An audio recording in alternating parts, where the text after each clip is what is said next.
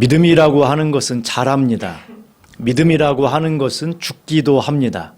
믿음이라고 하는 것은 있다가 사라지기도 합니다. 성경이 우리에게 이야기해요.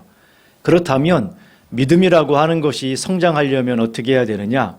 이건 우리만의 고민이 아니라 예수님 당시에 제자들의 고민이기도 했어요. 예수님께서 승천하시고 제자들이 복음을 전할 때에 교회를 개척하고 교회를 또 전도하고 성도들을 세워갈 때에 모든 사람들이 바른 믿음을 갖고 있었던 것은 아닙니다. 그런데 그 이유가 뭘까를 고민하지 않았겠습니까? 고민을 하면서 믿음으로 세워가는데 성도들이 왜 믿음이 성장하지 않느냐라고 그 답을 찾아가는 과정 속에서 얻은 해답이 무엇이냐면 그 말씀을 자신에게 적용하지 않는다는 거예요. 그 말씀을 자신에게 적용하지 않는다는 겁니다. 믿음이라고 하는 것, 성경이 이야기하는 것, 여러분 성경 읽기가 쉽지 않죠? 하루에 3장씩 읽어도 1년 안에 못 읽습니다. 거기다가 읽었다고 해서 소설책처럼 금방 이해할 수 있는 것도 아닙니다. 왜? 성경은 하나님의 감동으로 되어진 책이에요. 그래서 하나님의 감동이 아니고서는 아무리 읽어도 아이고 이스라엘 역사인데 우리나라 역사도 모르는데 남의 나라 역사나 읽어서 뭐하느냐 이런 소리나 하고 있는 거죠. 그런데 성경을 읽다 보면 성경의 깊이를 점점 깊어지면 너무 단순하다는 것을 알 수가 있습니다. 너무 이야기가 단순하다는 거예요. 주제 자체가 너무 단순하다는 거예요. 그리고 그 주제는 그때그때 다르지 않고 일관됩니다. 같은 이야기가 계속 반복이 돼요. 자, 그런데 문제가 하나 있어요. 문제는 무엇이냐면 이것을 사람들이 따라가지 않는다는 거예요. 사람들이 그 말씀을 따라가지 않습니다. 자신의 생각이나 경험을 따라가지 말씀을 따라가려고 하지 않아요. 그래서 말씀이 우리에게 주는 능력을 경험하지 못하는 거예요. 오늘 본문에 보시면 오늘 이 본문을 통해서 저는 사도 바울에 대한 이야기를 할 겁니다. 그리고 사도 바울의 이야기만이 아니라 선교사님에 대한 이야기를 할 거예요. 그리고 뿐만 아니라 이 이야기를 통해서 여러분들도 여러분 자신의 이야기를 찾아가셔야 합니다. 바울에 대한 이야기를 할 텐데 바울의 이야기를 통해서 선교사님에 대한 이야기를 할 거고 선교사님과 바울의 이야기를 통해서 우리가 뭘 해야 되는지를 보자는 거예요. 바울의 이야기와 지금 2000년이 지난 필리핀, 라오스에서 사역하는 선교사님에 대한 상황과 다르지 않다라는 거예요. 필요한 게 다르지 않다라는 거죠. 그리고 그것이 여러분들에게도 동일하게 적용이 돼요.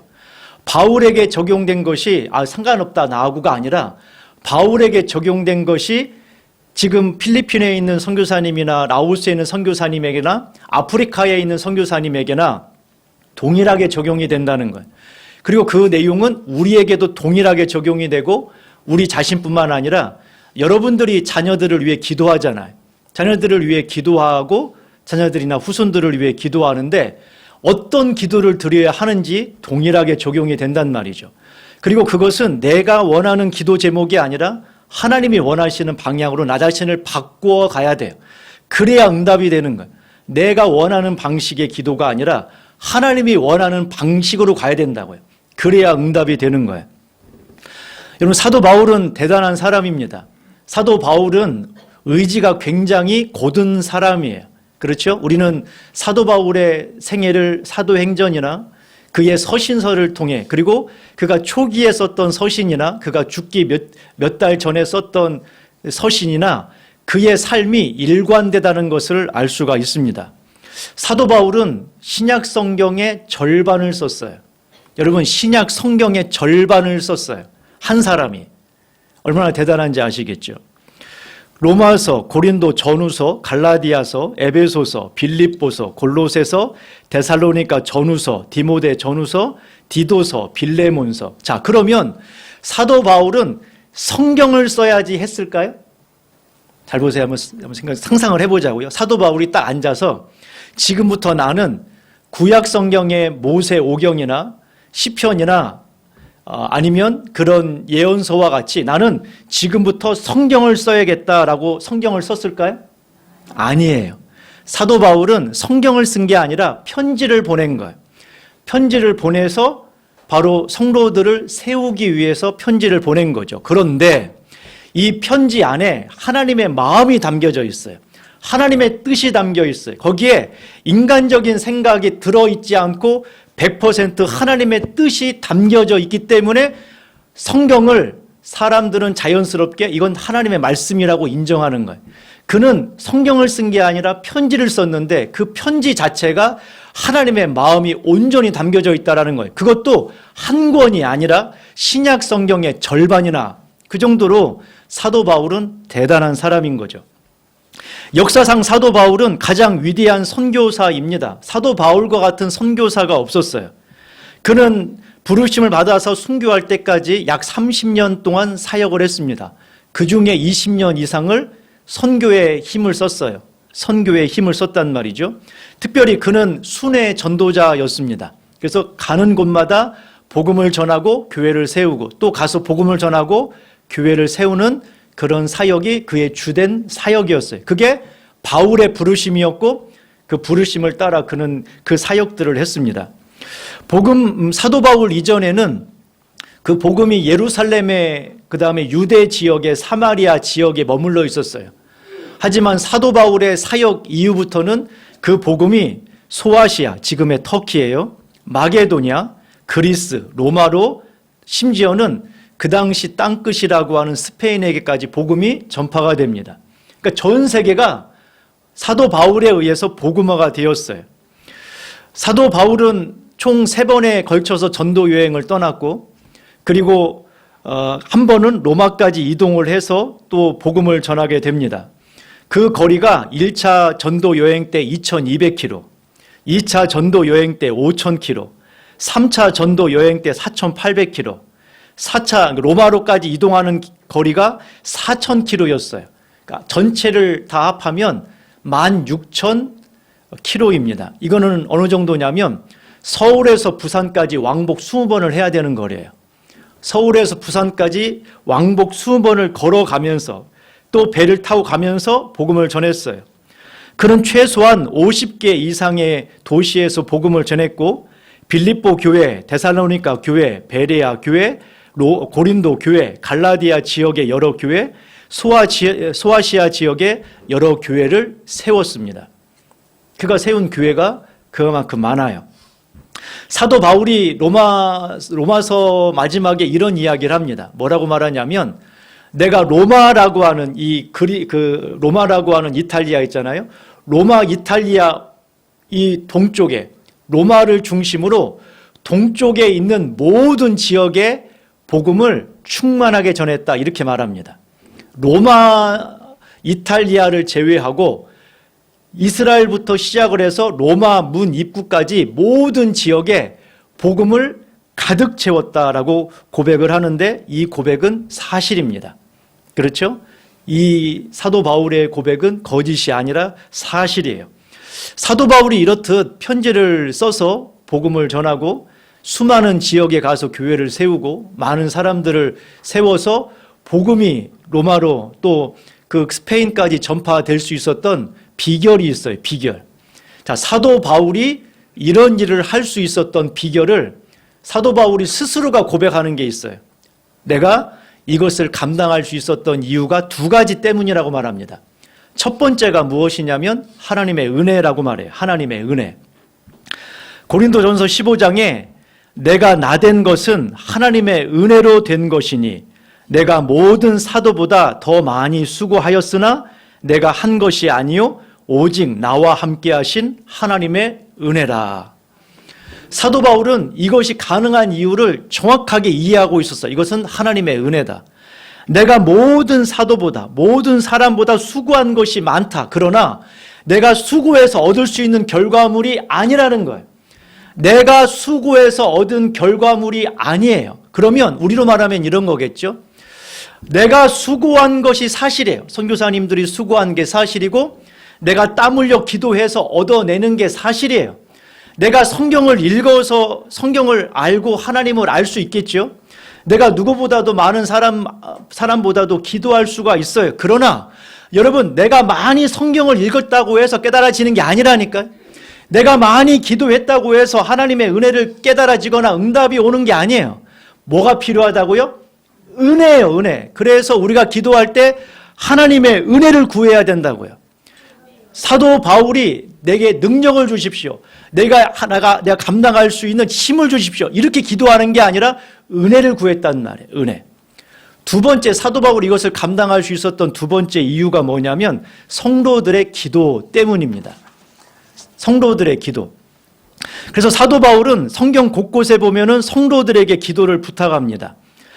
개인 편지 있죠. 개인 편지. 사도 바울이 보내는 개인 편지. 디모데 전서나 후서 이런 개인 편지가 아니라 교회를 향하여 보내는 편지들이 있어요. 그런데 로마 교회, 고린도 교회, 에베소 교회, 골로새 교회, 빌립보 교회, 데살로니가 교회에 편지할 때에 기도를 부탁합니다. 나를 위해 기도해달라라고 부탁을 해요. 성경에 교회 중에서 유일하게 기도 부탁하지 않은 교회가 딱 하나 있어요. 사도 바울이. 갈라디아 교회입니다. 갈라디아 교회에 기도를 부탁하지 않은 이유는 뭐냐면 갈라디아서 자체가 갈라디아 교회 성도들을 강하게 책망하는 내용이에요. 이런 내용이 있죠. 우리가 전한 복음 외에 다른 복음을 전하는 자들은 저주를 받아라. 이게 갈라디아서 내용이거든요. 그 정도로 성도들을 아주 강하게 책망하고 질타하는 내용이다 보니 거기에서만 자신을 위해 기도해달라는 내용이 없어요. 나머지 편지들은 다 기도해달라고 이야기합니다. 그러니까 사도 바울은 모든 교회에 다 기도를 부탁한 거예요. 데살로니가 교회를 향하여 형제들아 우리를 위해 기도해라. 고린도 후서에서도 너희는 우리를 위하여 간구함으로 도우라.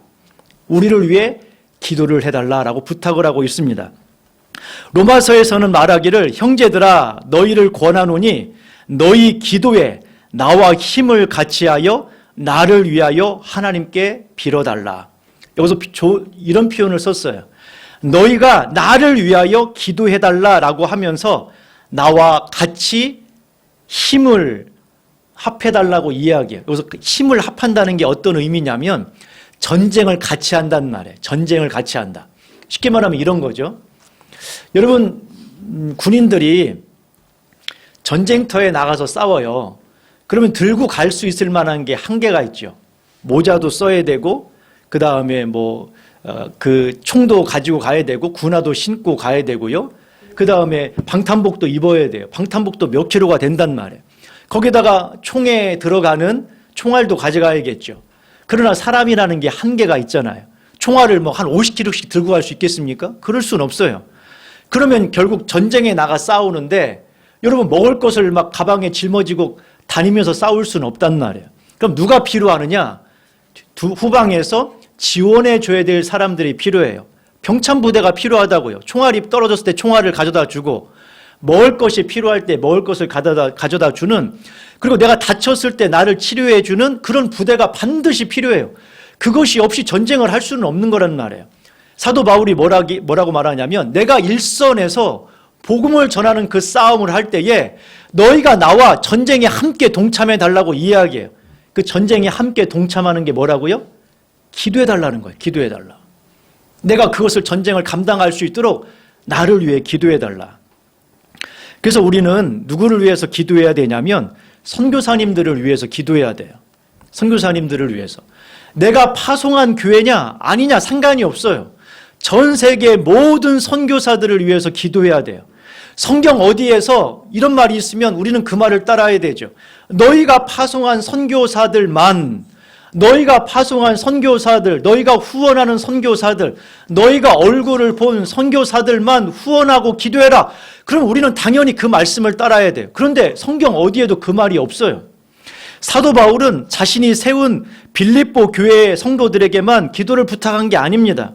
한 번도 얼굴을 보지 못한 골로새 교회나 로마 교회 성도들에게도 기도를 부탁했어요. 그러면 당연히 우리는 모든 선교사들에 대하여 기도할 의무가 있는 거죠. 이 땅의 선교사들이 미국에서, 호주에서, 유럽에서 와서 이 땅에서 자신의 생명을 바쳐 복음을 전했고 우리가 그 혜택을 보고 있어요. 우리는 복음의 빚진 자입니다. 그리고 그 사람들만 온 게 아니에요. 그들을 보낸 교회가 있고 그들을 후원해서 우리가 예전에 그런 말씀 많이 하셨잖아요. 저는 그런 경험은 없습니다. 그런데 제가 시골에 있을 때 다녔던 교회도 선교사가 세운 교회예요. 선교사가 세운 교회. 여러분, 선교사가 돈이 있어 세웠겠어요? 누군가는 본국에서 후원을 하지 않았겠습니까? 여러분, 그 선교사가, 저희 아버지가 그런 이야기들을 종종 하셨는데, 그 사람들이 교회를 왜 가요? 자, 교회를 왜 갔어요, 처음에? 복음을 위해서, 내가 예수를 믿고 영생을 얻기 위해서. 그래서 교회를 처음 다녔나요? 아닙니다. 왜 다녔어요? 밀가루 준다고 하니까, 쌀 준다고 하니까, 거기 가면은 뭘 주니까 가는 거예요. 뭘 주니까. 그렇게 시작을 했다고요. 그러면 누가 그것을 주었겠어요? 보내주는 교회가 있었지 않았겠습니까? 그 교회들의 기도와 헌신으로 말미암아 지금 이 나라가 이만큼 성장을 한 거예요. 그 선교사들이 지금 내 눈앞에 없다고 해서 그들의 헌신까지 잊으면 안 된다는 거죠. 그들이 목숨을 걸고 그들의 눈물로 말미암아 우리가 이만큼 큰 혜택을 보고 있다면 당연히 우리는 복음의 빚진 자인 것이고, 그래서 우리가 김효 선교사님과 김철 선교사님을 위해서 기도해야 되는 거죠. 자, 그러면 여기서 중요한 점이 있어요. 대체 뭘 기도해야 되냐는 거예요. 선교사님들을 위해서 기도해야 되는 걸 알겠어요. 그런데 뭘 기도해야 되죠? 이 기도는 사도 바울이 나를 위해서 이런 기도 제목을 해달라라고 부탁을 합니다. 사도 바울이 나를 위해서 이것을 기도해 주십시오라고 부탁을 해요. 자, 그러면 그거 기도하면 되잖아요. 선교사님을 위해서 뭘 기도해야 되냐 모르겠다면 바울이 나를 위해서 기도해 주십시오라고 하는 이 기도를 하라는 거예요. 뿐만 아니라 여러분 스스로가 나 자신을 위해서 뭘 기도해야 될지 모르겠다, 내가 무슨 기도를 해야 될지 모르겠다 한다면 여러분 이 기도 제목을 가지고 기도하시면 돼요. 여러분들의 자손이나 여러분들의 주변 사람들에게 내가 뭘 기도해야 될지 모르겠다. 아니, 성경이 이야기하는 대로 가면 되죠. 아, 사도 바울이 이런 기도 제목을 요청했다면 이게 정말 중요한 기도 제목일 거 아니겠어요? 그러면 거기에 맞춰서 우리의 기도 제목을 맞추시면 돼요. 거기에 맞춰가면 된단 말이에요. 그다음 사도 바울이 했던 첫 번째 기도 제목이 무엇이냐면 바로 문을 열어달라는 거예요. 자, 뭘 해달라고요? 문을 열어달라. 사도 바울이 1차 전도 여행을 마치고 나서 2차 전도 여행을 떠납니다. 2차 전도 여행은 처음에 방문했던 그 지역의 성도들이 잘 있나를 확인하기 위함이에요. 그런데 1차 전도 여행지를 방문하고 나서 여기까지 왔으니 조금 더 가자라고 하는 생각을 했어요. 여기서 끝내지 말고 돌아가지 말고 조금 더 가서 복음을 전하자. 근데 사람들이 어디서 많이 살았냐면 터키 지역, 그러니까 터키의 남부 지역에 있는 에베소 이런 지역에 사람이 많아요. 그래서 거기 가서 복음을 전해야지라고 그쪽을 향해 갔어요. 근데 하나님이 막았어요. 하나님이 막았다고요. 복음을 전하러 가는 그 길을 하나님이 막았다고요. 그래서 여기는 아닌가 봐 하고 저 위쪽으로 올라갔어요. 비두니아 지역으로 위쪽으로 올라가는데 하나님께서 거기도 막으셨어요. 그러니까 이쪽도 막으셨고 이쪽도 막은 거예요. 누가 막으셨다고요? 하나님이 막으셨어요. 그래서 앞으로 곧장을 갑니다. 곧장을 가서 어디에 가냐면 드로아라고 하는 지역에 왔어요. 그런데 드로아가 어디냐면 앞에가 바닷가예요. 바닷가. 더 이상 갈 데가 없는 거죠. 왼쪽도 못 가고 오른쪽도 못 가는데 드로아 지역에 도착을 했을 때 이제는 바닷가니 아무것도 하지 못한 채 거기까지 온 거예요. 그때에 이제 돌아가야 되느냐라고 하는 이 생각을 할 때에 환상이 임하게 됩니다. 저쪽 건너편에서 마게도냐 지역의 사람들이 우리에게 건너오라라고 하는 환상이 있었어요. 그래서 하나님이 우리를 그곳으로 가게 하시는구나라고 믿게 됩니다. 그리고 마게도냐 지역으로 가요. 그런데 중요한 점이 있어요. 이들에게는 준비가 되어 있지 않다라는 거예요. 이들에게는 복음을 마게도냐 지역까지 갈 만한 준비를 하고 온 게 아니었어요. 사도 바울은. 그런데 하나님의 뜻에 순종해서 마게도냐 지역으로 갑니다. 첫 번째 성이 어디냐면은 빌립보예요. 빌립보라고 하는 지역에 갔는데 이 교회는 너무 작아요. 그러니까 교회가 아니었죠. 사람 자체가 하나님을 믿는 사람이 없어요. 하나님을 믿는 사람이 없다고요. 거기에다가 이 교회는 지도자가 누구냐면은 여성이에요, 여성.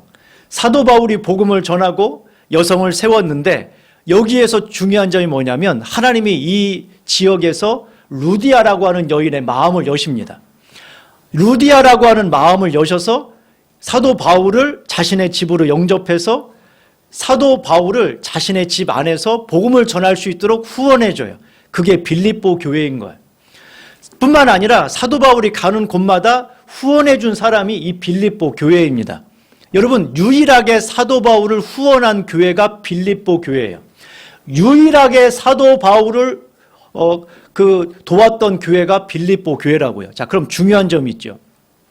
사도 바울은 자신이 가지고 있었던 뜻이 아니라 하나님의 뜻이 열려지기를 바랬어요. 골로새서 4장 3절에 뭐라고 말하냐면 또한 우리를 위하여 기도하되 하나님이 전도할 문을 우리에게 열어주사 그리스도의 비밀을 말하게 하시기를 구하라. 사도 바울이 고백하기를 뭐라고 말하냐면 문을 열어달라고 기도해달라는 거예요. 문을 열어달라고. 여러분, 사람들이 생각하기를 이런 생각을 합니다. 기도의 내용을 아무리 해도 되지 않아요. 아무리 기도해도 응답이 없다고요. 왜냐? 사도 바울이 말하기를 이런 의미가 아니죠. 쉽게 말하면 사도 바울은 에베소에 가서 복음을 전하기를 원해요. 에베소에 가서 뜻을 정했단 말이에요. 나는 에베소에 가서 뜻을 정해 복음을 전해야지. 자, 그리고 기도를 시작합니다. 자, 에베소를 가려고 하는데 그 길이 순탄해요? 막혀요? 앞에 봤으면은 막히죠. 그러면 이제 기도하기 시작하는 거예요. 뭐라고 기도하냐면 하나님, 사단이 막고 있으니 이 문을 뚫어 주시옵소서. 나는 에베소에 가서 복음을 전할 테니 주여 열어 주시옵소서. 주여 열어 주시옵소서. 그러다가 잘 안 열려. 그러면 뭐 해야 돼요? 금식해야죠. 금식. 문이 열리도록. 답이 그게 아니란 말이에요.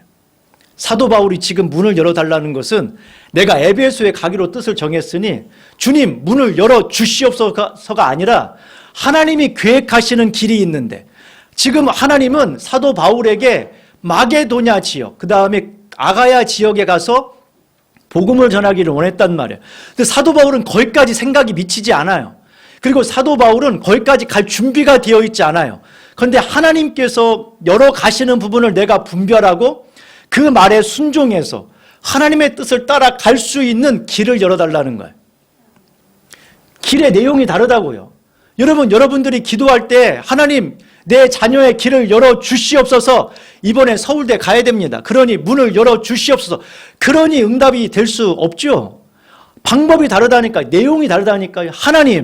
하나님께서 선하게 인도하셔서 하나님의 가장 좋은 방법으로 하나님의 가장 좋은 길을 따라갈 수 있도록 주여 도와주시고 그 길들이 막히지 않도록 열어주시고 그 길들을 용기 있게 따라가게 해주십시오. 그렇게 기도하셔야 돼요. 선교의 문도 마찬가지죠. 사도 바울이 그 이야기를 하는 거예요. 하나님께서 길을 열어 가실 때 우리가 그것을 분별하고 그것을 알 수 있도록 기도해달라는 거예요. 뿐만 아니라 두 번째 기도하는 내용이 뭐냐면 하나님만 드러나도록 하는 기도예요. 사도 바울이 하나님만 드러나도록 기도합니다. 선교지에 가다 보면 선교지에서 선교사들이 사역을 할 때에 현실적인 어려움들이 있어요. 현실적인 어려움. 복음을 이야기하는데 성경을 못 읽어. 까막눈이야. 그러면 어떻게 해야 돼요? 학교를 세워야죠. 왜? 아니 성경을 못 읽으니까 까막눈이니까 가르쳐야 되잖아요. 그러니까 학교 사역을 할 수 있습니다. 뿐만 아니라 자꾸 애들이 안 나와요. 교회에. 왜 안 나오는가 봤더니 가서 일해야 돼. 어린 나이에. 5살, 6살 되는 아이들도 생활하기가 어려우니까 가서 나가서 일을 하지 않고서는 먹고 살기가 어려워요. 학교는 고사하고 먹고 살기도 어렵다고요. 그러니 어쩔 수 없이 그 아이들에게 복음을 전하기 위해서 장학금을 주는 거예요. 거기 나가서 일하지 말고 학교 다녀라. 거기 나가서 일하지 말고 이거 가지고 공부해서 그래서 이 나라, 그러니까 그 나라, 선교지에 있는 그 나라 그리고 하나님의 뜻을 따라 살아가라. 그래서 여러분 장학금을 주는 거예요. 장학금을. 아프니까 치료할 사람이 없으니 여러분 야간개만 먹으면 나을 수 있는 사람인데 그 야간개가 없어가지고 죽는 모습을 보면서 그래서 병원을 세우고 여러분, 마실 물 때문에 사람들이 병들어 죽는 모습을 보면서 우물파기 사역을 하는 거예요. 이런 사역들을 한단 말이에요. 구제가 필요하기도 하고 지역을 개발하는 사역을 하기도 합니다. 예수님도 마찬가지였어요. 병든 자를 고치고 굶주린 자에게 먹을 것을 주고 연약한 자를 세우는 일들을 했단 말이에요. 하지만 그 모든 사역의 중심에는 뭐가 있어야 되냐면 복음이 있어야 돼요.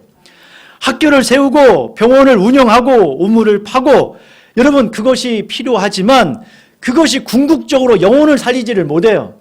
여러분, 먹을 것은 주거나 육체의 치료는 할 수 있고 맑은 물은 줄 수 있지만 그것이 영혼을 천국에 이르게 하지 못한다고요. 그래서 어떻게 해야 되느냐? 가장 필요한 하나님의 생명이 있어야 되는 거예요. 여러분, 사도 바울이 구제하고 헌신하고 섬기고 여러분 그런 일을 했다 하지만, 그러나 가장 중요한 것은 뭐냐면 복음이었어요. 복음. 그래서 에베소서 6장에 뭐라고 말하느냐? 나를 위하여 구할 것은 내게 말씀을 주사 나의 입을 열어 복음의 비밀을 담대히 알리게 하옵소서 할지니라. 이때 당시 여러분 사도 바울이 로마 감옥에 있었거든요. 여러분 사도 바울, 여러분 로마 감옥에 갇혀서 편지를 쓴 게 한 4개 넘거든요. 여러분 사도 바울의 편지를 보세요. 단 한 번이라도 내가 지금 감옥에 있으니 감옥에서 나갈 수 있도록 기도해달라. 이거 들어보신 적 있어요? 사도 바울이 감옥에 있어요. 재판을 받고 있는 동안에 한 번이라도 나를 감옥에서 빨리 나갈 수 있도록 나를 위해 기도해달라. 여러분 사도행전이나 아니면 사도 바울의 편지 중에서 단 한 구절이라도 읽어본 적 있냔 말이에요. 도리어 사도 바울은 뭐라고 말하냐면 이 감옥 안에서 내가 굴하지 아니하고 복음을 전할 수 있도록 나를 위해 기도해달라고 이야기해요. 감옥 안에 있는 이 상황 속에서 내가 복음을 전할 수 있도록 해달라는 거죠. 그래서 뭘 하려고 하는 거냐? 그래서 뭐 하려고? 목적이 뭐냐? 데살로니가 후서에서 이렇게 말합니다. 끝으로 형제들아, 너희는 우리를 위하여 기도하기를 주의 말씀이 너희 가운데서와 같이 퍼져나가 영광스럽게 되고, 그래서 복음의 입을 열어 복음이 전해짐으로 말미암아 교회들 가운데, 성도들 가운데 복음이 전파돼서 누가 영광스럽게 되도록요? 하나님이 영광스럽게 되도록. 사도 바울은 자신의 영광을 위해서 그 일을 한 게 아니에요. 하나님의 영광이 드러나도록 그 일을 했단 말이에요. 복음이 전파돼서 하나님만 드러나도록. 그 사역의 목적지가 그거예요. 사역의 목적지. 최종 목적지가 뭐냐? 학교를 세울 수 있어요. 장학 사업을 할 수 있어요. 병원을 세울 수 있어요. 그런데 여러분, 최종 목적지는 하나님의 영광이에요. 하나님의 영광. 그 목적지를 제가 이제 장로님들하고 이런 이야기 저런 이야기 이 부분에 대해서 여러분들하고 상의를 하면서 그 이야기를 했어요. 우리가 그분이 우리 교회 다시 올지 안 올지 모르겠다. 그런데 제가 그 얘기를 했어요. 그런데 한 가지만 생각해 보면 선교사님, 김철 선교사님을 저희 교회에 보낸 이유가 있지 않겠냐라고 하는 생각을 한 거예요. 뭔가 이유가 있지 않겠어요? 아니, 뭔가 이유가 있지 않겠는가? 평생은 아니라 하더라도 적어도 이 시점에서 저희 교회에 보낸 하나님의 뜻이 있지 않을까? 그러면 우리의 생각과 우리의 뜻이 아니라 하나님의 뜻을 갈망하고 그것이 완벽하게 하나님의 뜻은 이거야 라고 모른다 하더라도 적어도 우리의 심령과 마음속에 하나님의 뜻을 찾아 그것을 행해 나가는 것이 우리의 마땅한 바가 아니냐는 말이에요. 여러분, 그것이 우리의 마땅한 바가 아니겠습니까? 오늘 하나님만이 영광을 받으시도록 우리가 할 수 있는 일, 기도하는 것이 기도하지 않는 것보다 하나님의 기쁨이 된다면 당연히 해야 되는 거 아니겠어요? 여러분, 만약에 기도 안 하는 것이 하나님께 영광이라면 기도하면 안 되죠. 막 누군가가 선교사님을 위해 기도하려고요. 아니, 장로님, 왜 선교사님을 위해 기도하세요? 그건 하나님의 영광이 아니에요. 하나님의 뜻이 아니에요. 이렇게 말해야겠죠. 그런데 여러분, 그분을 위해 기도하는 게 하나님의 뜻이겠어요? 기도하지 않는 게 하나님의 뜻이겠어요? 이건 2살 먹은 아이에게 말해도 알 수 있는 거 아니겠어요? 너무나 쉬운 거 아닙니까? 그러면 당연히 우리가 봤을 때, 성경의 이야기를 봤을 때 기도하는 것이 하나님의 뜻이라면 해야죠. 해야 되는 게 마땅한 거 아니겠냐는 말이에요. 만약에 여러분 성경에 그런 이야기가 있잖아요. 히브리서에 보면 가난한 자들을 위해서 돌보아 주어라. 그들을 위해서 구제하여라. 부지 중에 천사를 영접한 자가 있다. 여러분, 우리가 천사를 본 적은 없죠. 그런데 사도 바울이 천국에 가봤더니 세상에 어떤 사람이 어느 교회에 갔어요. 그런데 그게 사람이 아니라 천사였대요. 사람들이, 성도들이 그 사람을 영접해서 극진히 구제하고 돌봐주어서 보냈단 말이에요. 나중에 알고 보았더니 그게 사람이 아니라 하나님이 보내신 천사였대요. 여러분, 부지 중에 천사를 영접한 자가 있다고 이야기하지 않습니까? 그러면 생각해 보세요. 우리가 수많은 사람들을 지금까지 만나서 그들과 함께 교제하고 지금까지 살아왔는데 천사 본 적 있으세요? 없죠. 그런데 그 중에 누군가는 하나님이 보내신 천사일 수 있지 않겠냐는 말이에요. 그러지 않겠습니까? 당연히 성경이 우리에게 말한다면 그가 하나님이 보내신 천사일 수 있다라고 하는 마음을 가지고 섬겨야 되는 거 아니에요? 어린 소자에게 물 한 그릇이라도 준다면 그것이 너희에게 상급이 된다고 하는 말씀이, 그 말씀이 내 안에 있다면 적어도 여러분, 안 하는 것보다 하는 것이 마땅한 것 아니겠냐는 말이에요. 말씀이 우리 자신을 굴복하고 우리 자신을 굴복시켜서 우리가 그 말씀을 따라가게 하는 거죠. 영원히 하자는 말이 아니에요. 우리가 말씀을 따라 살아가자는 거예요. 말씀을 따라 살아가자는 거죠. 그 사람이 좋은 사람이냐, 얼마나 훌륭한 사역들을 하고 있느냐, 얼마나 대단한 일을 하느냐, 그것이 나에게 유익이 되느냐 아느냐, 아무 상관이 없는 거예요. 그거하고 상관이 없다고요. 우리가 믿음으로 어떻게 반응할 거냐, 그것만 생각하셔야 되는 거죠. 여러분의 심령과 마음속에 사도 바울이 오늘 이야기합니다. 자신이 그 사역을, 엄청난 일들을 했던 것은 자신의 능력이 아니래요. 물론 자신은 누구보다도, 어떤 사도보다도 수고하는 게 사실이에요. 하지만 수고했다고 얻어지는 게 아니라고요. 내가 노력했다고 얻어지는 결과가 아니에요. 삶이 그렇단 말이에요. 삶 자체가 그래요. 여러분들이 다른 사람보다 수고하지 않았나요? 여러분이 다른 사람보다 부족한가요? 그렇지 않다니까요. 그런데 왜 우리의 삶의 열매가 부족한 거예요? 이유는 한 가지예요. 하나님의 은혜를 갈망해야 돼요. 하나님의 은혜가 우리의 심령 가운데 있어야 된다고요. 아, 내가 노력이 부족하구나, 더 많이 노력해야지가 아니에요. 하나님의 은혜가 더 필요합니다. 저는 우리 가정에는 하나님의 은혜가 필요합니다. 우리 교회에는, 이 나라에는 하나님의 은혜가 필요합니다. 그게 먼저라는 거예요. 뿐만 아니라 여러분, 우리의 심령 가운데 우리의 힘으로 할 수 없다는 걸 사도 바울이 누구보다도 이야기하고 있어요. 사도 바울은 자신의 능력으로가 아니라 성도들의 기도가 필요하다는 걸 누구보다도 알았다고요. 당연히 그 원리를 따라가야 되죠. 그 누구보다도 위대한 사도가 내 능력은 나에게서 온 게 아니라 기도 때문이었다라고 말하고 있고, 자기가 알고 있는 사람이든 자기가 모르는 사람이든 내가 갔던 교회이든 자기가 세운 교회이든 한 번도 가지 못한 교회라 할지라도 성도들에게 나를 위해 기도해달라고 부탁한다면 당연히 우리도 그 원리를 따라가야 되지 않겠냐는 말이에요. 그리고 만약에 우리가, 여러분, 바울이 세운 빌립보 교회나 데살로니가 교회가 아니라 바울이 한 번도 가보지 않은, 한 번도 만나보지 않은 골로새 교회 성도들이라면, 한 번도 만나보지 않은 로마 교회 성도들이라면 이래야 되겠습니까? 만약에 우리가 로마 교회 성도들이에요. 바울이 한 번도 가보지 않은 골로새 교회 성도들인데, 그 사람이 우리한테 기도를 부탁해요. 아니, 그 사람이 우리가 하고 무슨 상관인데, 우리가 파송한 선교사도 아니고 우리가 후원하는 사람도 아니고 우리 교회 성도들 중에 연결된, 우리 친척하고 연결되는 사람도 아니에요. 한 번도 만나보지 않은 사람인데 여러분, 기도 요청했어요. 어떻게 해야 돼요? 기도해야지요. 사도 바울이 로마 교회 성도들에게 기도를 부탁하고 있고, 자기가 세우지 않고 가보지 않은 골로새 교회 성도들에게 기도를 부탁했다면 여러분, 당연히 그 교회 성도들은 기도해야 되는 게 마땅한 거 아니겠습니까? 그렇기 때문에 우리가 믿음으로 반응해야 된다는 거예요. 여러분, 이 일들에 대해서 이런 판단을 할 수가 있어요. 선교사님에 대해서 각자의 생각이 있을 수 있겠죠. 그런데 여러분, 중요한 것은 그 판단만이 아니라 하나님이 어떤 생각을 하고 계시는지, 또한 하나님께서 우리에게 바라시는 바가 무엇인지, 크든 작든 그게 중요한 게 아니라 내가 그것을 분별할 수 있느냐, 그리고 그것을 따라가고 있느냐, 그게 진짜 우리가 살아있는 믿음이냐 아니냐를 판가름할 수 있는 거예요. 저는 여러분의 심령 속에 오늘 사도 바울이 말한 비결처럼 하나님의 은혜를 간구하고 성도들에게 기도를 부탁하는 지혜로운 자가 되기를 바라고, 또한 우리 스스로도 누군가가 이런 기도 요청을 한다면 단순한 인사치레가 아니라 실제로 그것이 능력이라는 사실을 기억하고 함께 기도해 주는 은혜가 있기를 소망합니다.